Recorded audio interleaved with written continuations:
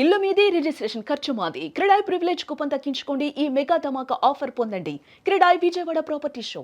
Alluri Sitarama Raju international airport Bhogapuram త్వరలో ఆపరేషన్స్లోకి రాబోతుంది. అసలు ఈ ఎయిర్పోర్ట్ని ఏ విధంగా డిజైన్ చేశారు? ఎందుకంటే జనవరి 4వ తేదీన ట్రయల్ రన్కి సిద్ధమవుతుంది పౌర విమానయాన శాఖ. మొదటి కమర్షియల్ ఫ్లైట్ ఢిల్లీ నుంచి వచ్చి 11 గంటలకి ఇక్కడ ల్యాండ్ అయ్యేటువంటి అవకాశం. ఇప్పుడు అందరిలోనూ ఆసక్తి ఏంటంటే, సహజంగా కనిపిస్తున్నటువంటి దృశ్యాలు ఏది చూసినా కానీ ఇలా ఉంది ఎయిర్పోర్ట్, ఇది ఏ విధంగా మారబోతుంది. ఎందుకంటే ఇది ఇంకొక బహుశా ఈ ట్రయల్ రన్ కంప్లీట్ అయిన తర్వాత, ఎందుకంటే ఇక్కడ ఆల్రెడీ ట్రాకింగ్ సంబంధించి ఆల్రెడీ రన్వే రెడీ చేసి పెట్టుకున్నారు కాబట్టి 3800 మీటర్ల పొడవైనటువంటి రన్వే రెడీ అయి ఉంది కాబట్టి ల్యాండింగ్ కి రన్వే ఓపెన్ రెడీగా ఉంటే సరిపోతుంది. కానీ మిగతా పరిస్థితులు ఎలా ఉంటాయి, ఏ విధంగా ఉంటాయి, లోపల ఎలా డిజైన్ చేశారు, ఇవన్నీ కూడా అందరిలో ఆసక్తి రేకెత్తించేటువంటి అంశాలే. ఇక్కడ ఒక నమూనా దృశ్యాలు ఉన్నాయి, ఒకసారి మనం చూద్దాం. ఇది ఏ విధంగా ఉండబోతుంది. జిఎంఆర్ అలానే ఆంధ్రప్రదేశ్ ప్రభుత్వం, కేంద్ర ప్రభుత్వ సహకారంతో చేస్తున్నటువంటి 4500 కోట్ల రూపాయల ప్రాజెక్టు భవిష్యత్తులో ఈ విధంగా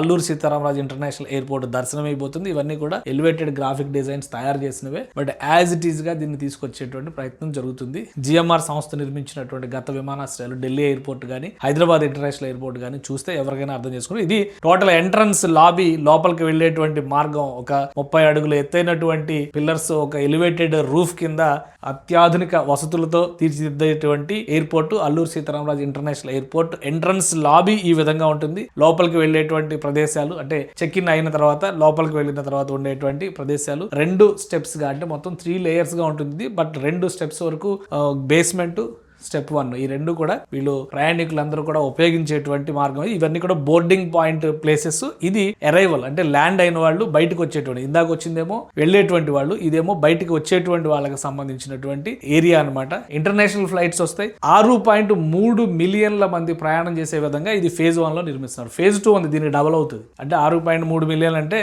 దాదాపు 63 లక్షల మంది ప్రయాణం చేసే విధంగా, సంవత్సరానికి 63 లక్షల మంది ప్రయాణం చేసే విధంగా దీన్ని డిజైన్ చేస్తున్నారు. లోపల ఇంటీరియర్ కానీ, వెళ్ళేటువంటి లాబీలు కానీ, పార్కింగ్ ఏరియా కానీ, టోటల్ ఏరియా కానీ గ్రీన్ ఫీల్డ్ ఎయిర్పోర్ట్ అన్నారు కాబట్టి దానికి తగ్గట్టుగా దీన్ని తీర్చిదిద్దుతున్నారు. ఏ మాత్రం స్టాండర్డ్స్ కి తగ్గిపోకుండా, గతంలో నిర్మించినటువంటి విమానాశ్రయాలకి తీసిపోకుండా జిఎంఆర్ గ్రూప్ అనేక విమానాశ్రయాలని డెవలప్ చేసింది.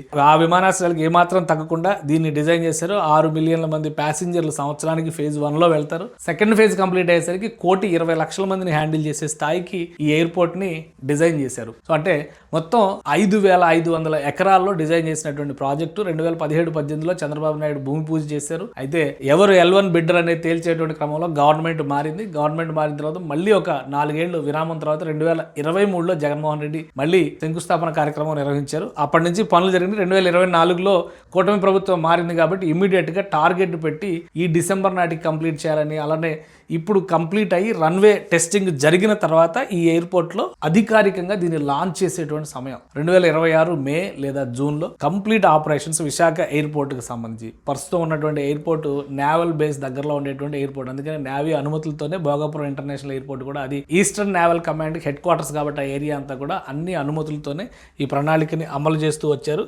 సో ఇదే ఇప్పుడు ఒక అంతర్జాతీయ స్థాయి గ్లోబల్ సిటీగా విశాఖ మారేటువంటి క్రమంలో ఈ ఎయిర్పోర్ట్ అందుబాటులోకి రావడం ఖచ్చితంగా విశాఖ ముఖ చిత్రాన్ని, ఉత్తరాంధ్ర ప్రాంత ఆర్థిక చిత్రాన్ని మార్చేటువంటి ప్రాజెక్ట్ అవుతుంది ఇది. ప్లస్ ఇది దేశంలోనే అతిపెద్ద ఎంఆర్ఓ, అంటే మెయింటెనెన్స్, రిపేర్, ఓవర్హాల్ టెక్నాలజీస్ అన్నింటినీ కూడా ఇంటిగ్రేట్ చేసేటువంటి ఎయిర్పోర్ట్ ప్రదేశం అవుతుంది ఇది. ఇక్కడ ఈ సమీపంలోనే జిఎంఆర్ ఎడ్యుసిటీ మాన్సాస్ ట్రస్ట్తో కలిసి ప్రారంభిస్తుంది.